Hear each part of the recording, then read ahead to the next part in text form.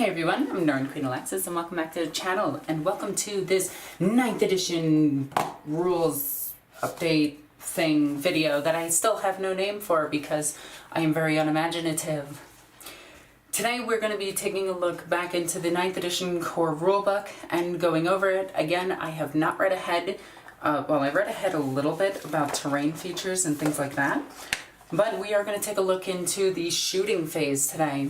The shooting phase starts on page 216 and lasts until a very, very, very, very long time. I think it actually goes... Holy cow, it goes to 224. Okay, so not too long, but still pretty long. Oh, that's the psychic phase. I got this. I am such a pro. You guys have no idea. So I am going to be going through this rather quickly, and we're going to be talking mostly about the bullet points because most of the shooting phase did not change from last edition. So if you are a fan of 8th edition, then the shooting phase in 9th edition is pretty much similar. So we're going to try to spot the differences between it. So, select the unit from your army to shoot with. Okay, pretty straightforward. When a unit shoots, it targets, then resolves its attacks with any and all ranged weapons that models in the unit are equipped with. Select another unit from your army to shoot with. Once you have shot with all of your units, proceed to the charge phase on page 224. Selecting a target. So again, we're just going to skip through a good chunk of this, and we're going to strictly talk about these bullet points because most of it hasn't changed. Select targets for all weapons before the attacks are made are resolved. So again, just like last edition, where if you have a mix and match of weapons, or if you're a Primaris player and you pretty much stick to one weapon, you just pick the targets for each of your weapon individually. Again, every unit can target as many units as it wishes, up to the number of guns in the unit. So if you have one Primaris squad and you want to shoot at 5 different squads to kill one guy for some reason, you can do that. But if you just want to put all that focus fire into one unit, you can do that as well. Or if there's 2 units and you have your 5-man intercessor squad and you want to take down both of them, because they're both pretty well and withered down, like one has 2 men, one has 1 man, and you put 3 shots into one guy, 2 shots into the other guy, you can probably kill them both. And this is perfectly allowed in this edition. At least one model in the target's unit must be visible to the attack of the model within range of its attacking weapon. So again, you can't pick something that is out of range or that is not visible to the unit, but it does seem like you can kill things behind cover if you can call a clear line of sight or an obscured line of sight, depending on terrain features, at a target and you can shoot it. So, interesting side note. If a unit targets multiple units, all attacks against one unit must be resolved before resolving the attacks against the next. So again, you just have to go finish the attacks, move on to the next target, finish the attacks, move on to the next target. Pretty simple. Again, same as 8th edition. If a unit shoots with multiple weapons, all attacks made with weapons that have the same profile must be resolved against attacks, must be resolved before resolving attacks with the next weapon. So things like Centurions, which have heavy bolter nipples, and then they have their arm guns. They have hurricane nipples, then they have the arm heavy bolters. You choose the heavy bolters at one target and the nipples at the other. You have to resolve the nipples, then you have to move on to the heavy bolters. Pretty simple, right? Yes. No one is going to be able to look at Centurions the same after I just said that. Locked in combat. Units cannot shoot when they are within engagement range of enemy units. This means within 1 inch of an enemy unit and locked in combat. Units cannot shoot at targets within engagement range of any friendly unit, as it's rude and uncalled for. You never mess up somebody's engagement. That's rude. Anyway, moving on from that, number of attacks.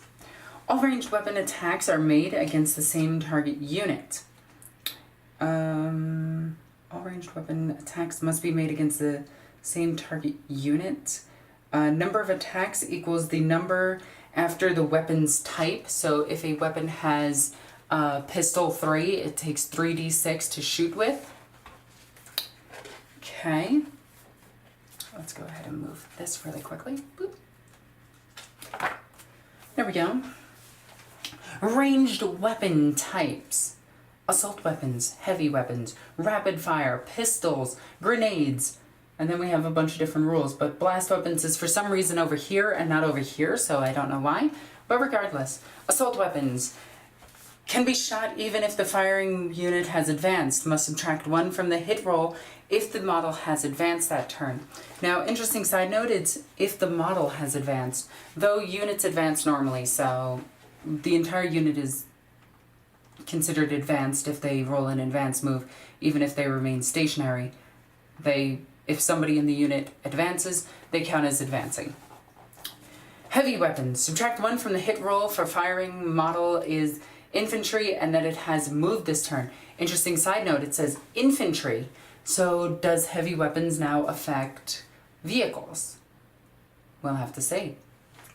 Rapid fire. Double the number of attacks made for the target within half range.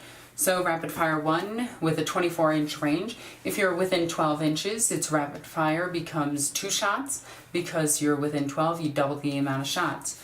Now that being said, if it's rapid fire 2, such as a storm bolter, 24-inch range, you're within 12 inches, it becomes 4. So always remember to double and learn your basic math. Big guns never tire. Now this I did actually cover already on a previous video, but since we're here, we're going to cover it because I like covering things. Monsters and vehicles can shoot ranged weapons even within engagement range of enemy units. Monsters and vehicles can target other units but cannot resolve these attacks while any enemy models remain within their engagement range. Wait a minute. Monsters and vehicles can target other units but cannot resolve these attacks while any enemy units remain within engagement range. Okay, subtract 1 from hit rolls when monsters and vehicles shoot heavy weapons while their units are in engagement range. So what this essentially boils down to is if you got people within close combat to your monstrous creatures such as your Trigon, your Tyrannofex, or your Land Raider, because for some reason you're still bringing Land Raiders because I'm dumb and I really like Land Raiders. This means that if you go to target something else while there's units in close combat with you, you cannot shoot them. But if you target the unit that's in close combat with you, you can shoot them normally. So I really like this rule because it gets monsters and vehicles out of the stupid, I have a grot at your base, you can't do anything now type mentality. So, interesting little note. Okay, look out, sir. Cannot shoot at an enemy character with 9 or less wounds while they're within 3 inches of a friendly unit, monster, or vehicle. Monster, vehicle, or unit with 3+ models unless it is the closest target. So this is the biggest change for the character rules within from 8th edition to 9th edition. So it used to be you used to be able to hide a character behind 1 guy. Now it has to be 3 guys. So a whittled down unit that's down to 1 person will no longer be able to protect your characters, such as like your astropaths, your psychers, or your captains, because they simply can't body block for them. Now, that being said, a lot of people are going to start taking monsters and vehicles a little bit more and running their characters next to them instead. So it kind of balances out. This also means that Celestine's Gemini Superior are kind of useless because there's only 2 of them and they can't body block for her anymore. Unless they say that they can on their data sheet, which overrides this rule, which ultimately makes this pointless. And then you got the dudes with the shield that protect Marinus Kulgar. There's a whole plethora of confusing rules with this. But for the most part, cannot shoot at an enemy character with 9 or less wounds while they are within 3 inches of friendly units or units, friendly unit, monster, vehicle, or units with 3+ models unless they are the closest visible target. So keep this in mind. It is the closest target to the person shooting at the character. They have to be the closest target in order to shoot them unless they don't have anybody near them, or the bodies that are in front of them simply are just 1 and 2. instead of like 3+ bodies. Blast weapons. Blast weapons are confusing, but for the most part they're pretty simple. Confusing at first, simple once you start using them. Blast weapons, minimum 3 attacks against units with 6+ models. Always make the maximum number of attacks with 11+ models. So if you have a blast 6 weapon, such as the rapid fire battle cannon or just a battle cannon in general, which is d6 shots against unit, if that unit has 6+ models, it is always 3 shots at minimum. You still roll the d6. If you get higher, you get higher. And if it's 11+ models, such as a boy squad, Chaos Space Marines, or Sisters of Battle, where they have 15 people in the squad, you max out at 6 shots against them. So one rapid fire battle cannon can potentially hit 12. Huh. Anyway. Can never be used against attacks within... can never be used to attack units within engagement range. Fair enough. Can never be used to attack units within the firing unit's engagement range. Interesting. So this means that a Leman Russ that is attacked, that has a battle cannon, cannot actually use that battle cannon to clear out the chaff that is assaulting him.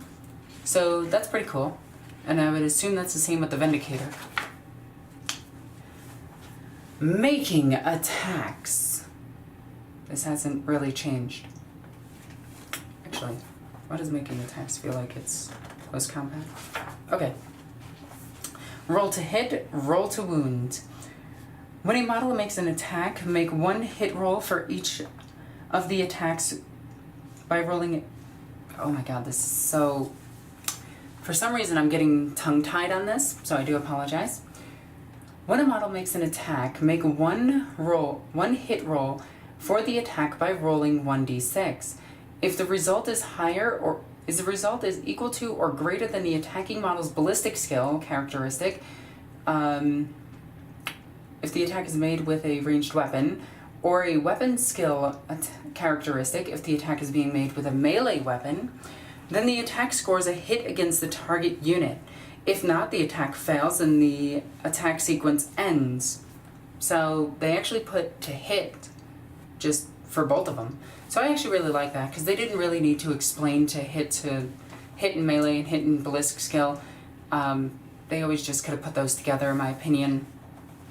If an attack is made with a weapon that has an ability that says it automatically hits targets, no roll is made.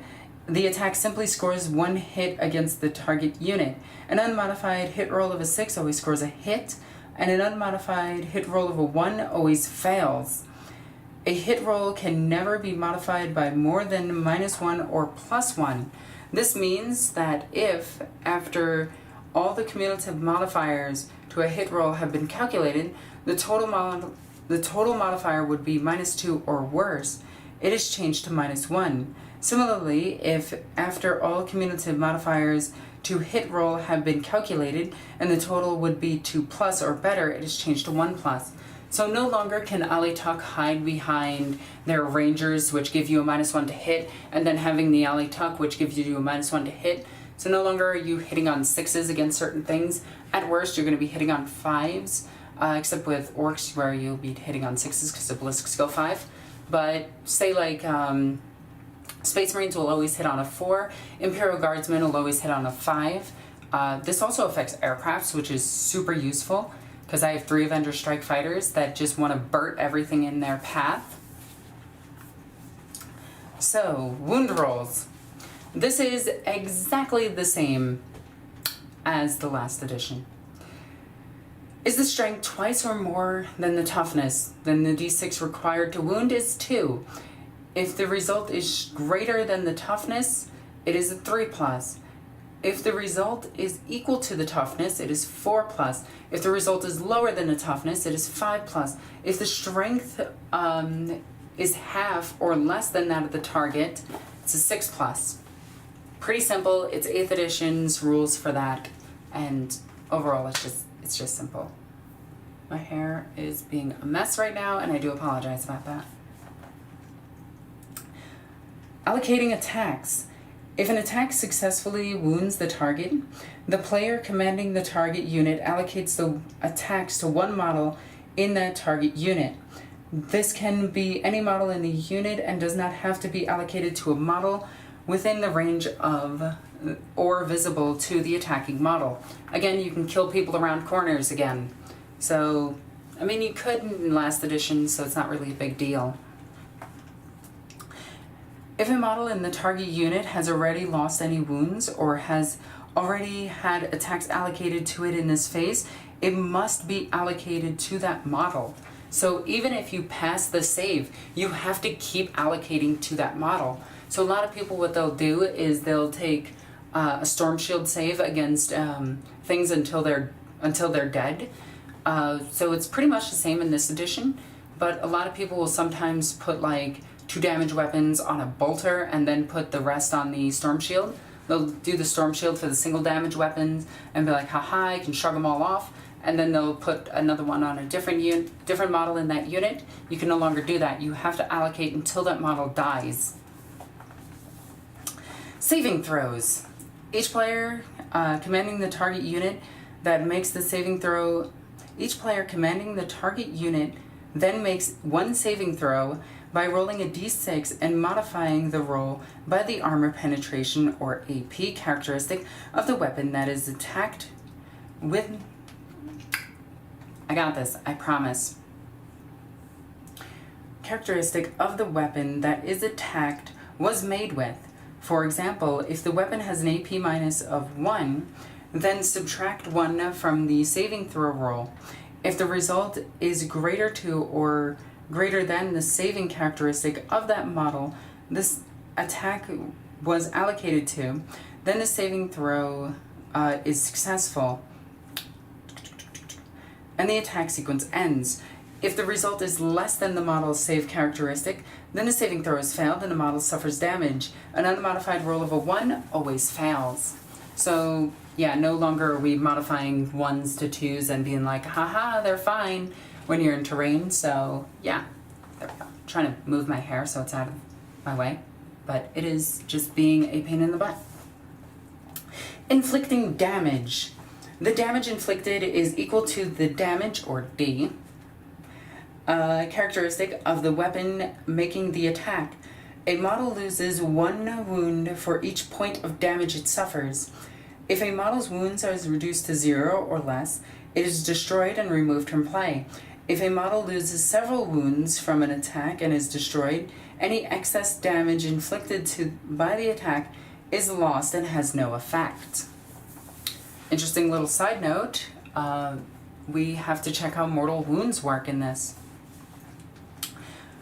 So then it goes into the bullet points, but pretty much this is all the same as your normal 8th edition rules to make wounds, to make attacks and everything. Nothing really has changed too much except for the no longer are you getting more than -1 to hit.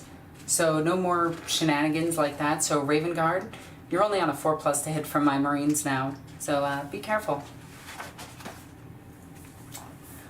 Invulnerable saves, mortal wounds, and ignoring wounds. So interesting. Invulnerable saving throws can never be modified by the attacking weapon's AP. Models with invulnerable saves can use this instead of a normal save. It's a choice. Mortal wounds. Each mortal wound inflicted on a unit causes one model in that unit to lose 1 wound.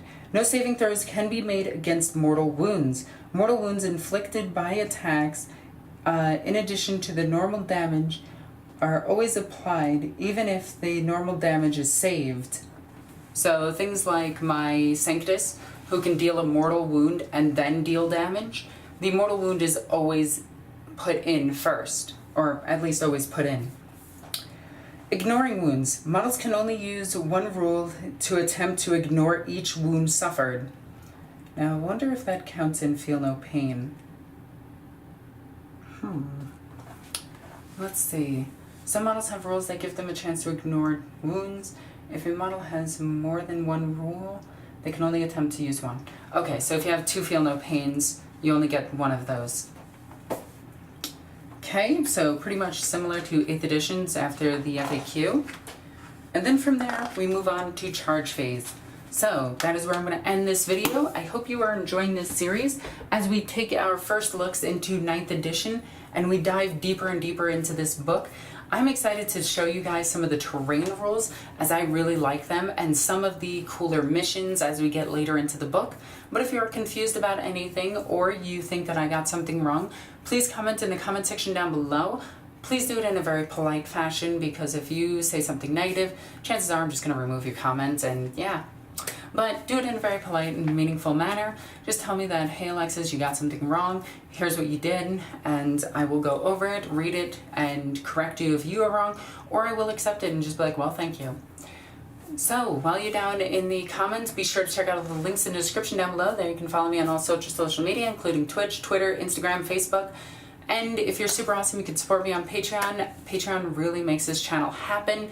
It actually keeps me, well, here. So yeah, as always, be sure to subscribe, like the video, and yeah, I'm NornQueenAlexis. I love you guys.